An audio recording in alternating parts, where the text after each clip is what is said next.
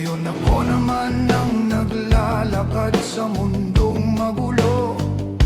Dala-dala ko pa rin yung aral na tahimik na itinanim sa akin. Hindi ako perpekto, pero sinisikap ko araw-araw. Kung paano ako hinubog, ganon din ako makitungo. At nakita ko rin, kapag marunong kang rumispeto, kahit hindi kayo magkapareho, nagiging magaan ang pakikisama mo.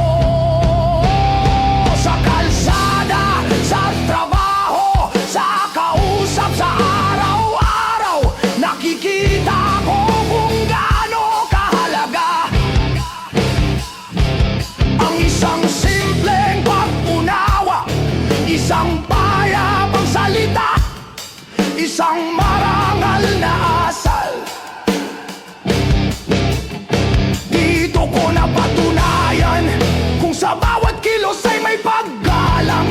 Gumagaan ang komunidad, gumaganda ang samahan, pakikipagkapatao. Dito nagmumula ang pagkakaisa. At pagdating sa mga namumuno, mas malinaw ang aral, ang tunay na respeto.